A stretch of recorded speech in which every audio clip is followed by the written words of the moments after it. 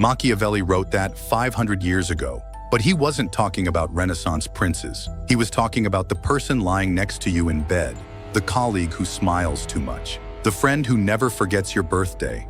They're not in love with you. They're in control of you. And the scariest part? You taught them exactly how to do it. You think love is about feelings, but power is about perception.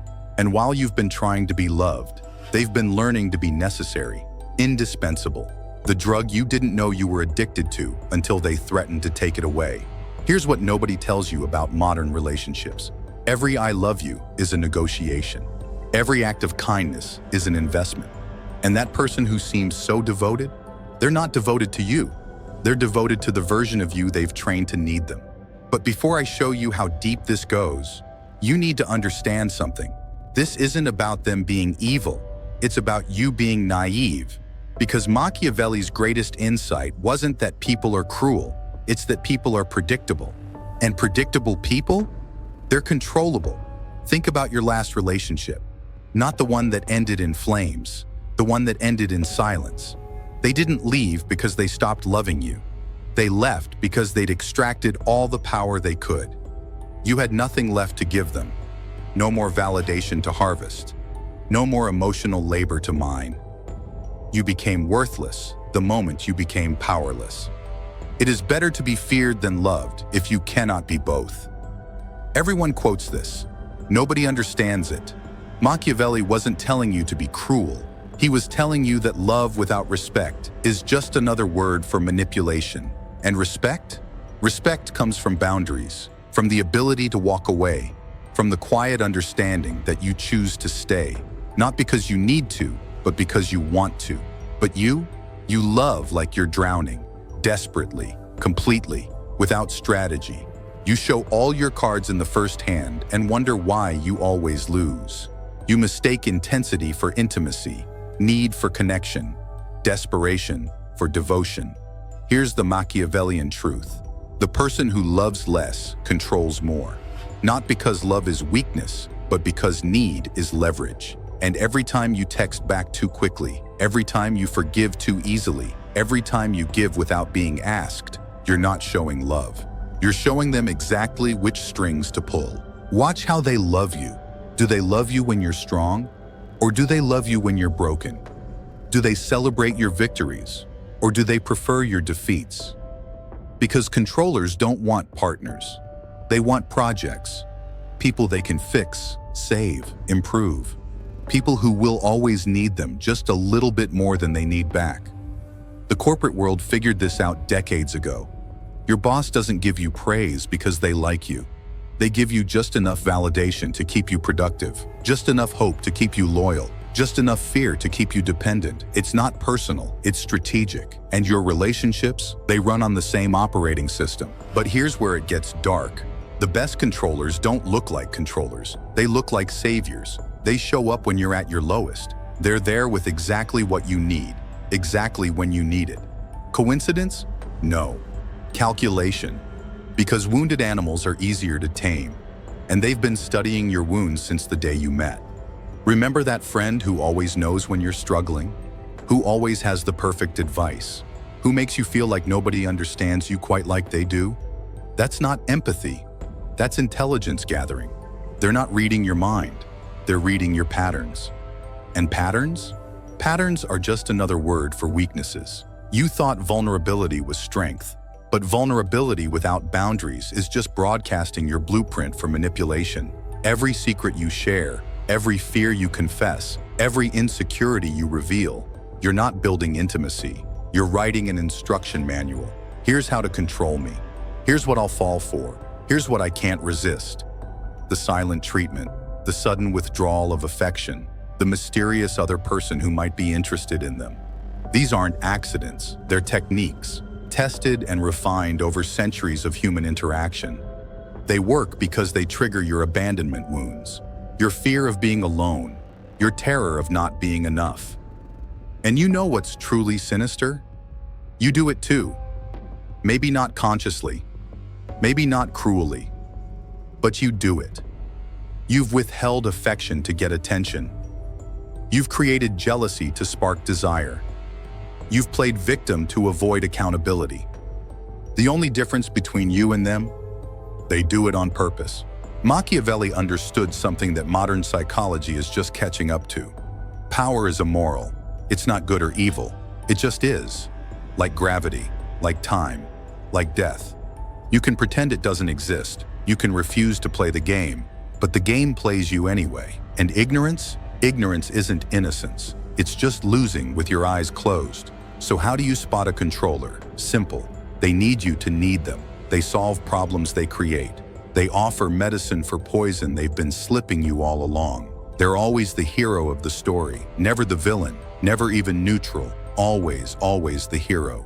Watch what happens when you don't need them, when you solve your own problems, when you find happiness without their permission. That's when the mask slips. That's when the love becomes possession, the care becomes control, the support becomes sabotage. Because here's what Machiavelli knew that you're just learning. Love and power aren't opposites. They're the same currency in different denominations. And the person who convinces you that love means giving away all your power, they're not in love with you. They're in business. And business? Business is good. But you're angry now. Good. Anger means you're awake. But don't waste it on them. They're just playing by rules you refuse to learn. Be angry at the part of you that confused attention with affection, that mistook need for love, that thought being chosen meant being valued. Here's your Machiavellian education. Stop trying to be loved. Start being respected. Stop being needed. Start being wanted. Stop being predictable. Start being sovereign. Because the only person who can't be controlled is the person who doesn't need to be saved. You want to know the ultimate power move? It's not becoming cold. It's not becoming cruel. It's becoming complete, self-sufficient, whole. Because when you don't need them to fill your emptiness, their power evaporates. When you love from abundance instead of lack, manipulation becomes impossible. When you can walk away and mean it, staying becomes a choice, not a cage. Machiavelli's prince didn't rule through fear alone. He ruled through calculated generosity, strategic mercy, intelligent kindness. He gave not from weakness but from strength, not from need but from surplus. And that's the difference between being used and being powerful. Knowing why you give, what you give, and when to stop. Every controller has the same weakness. They need you to need them. Take that away and watch them scramble. Watch them promise change.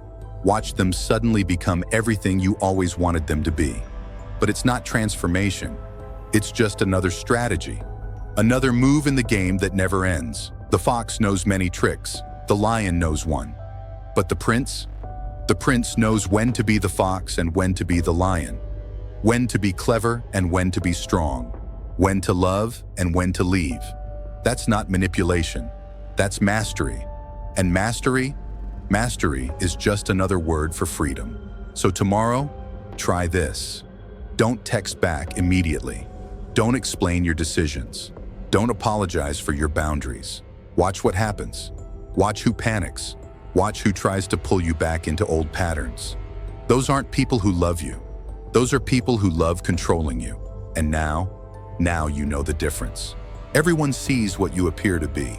Few experience what you really are.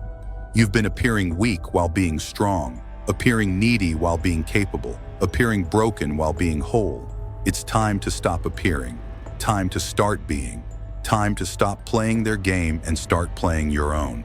Because the greatest trick controllers ever pulled, convincing you that power was something only they possessed, that love meant giving yours away, that being good meant being weak.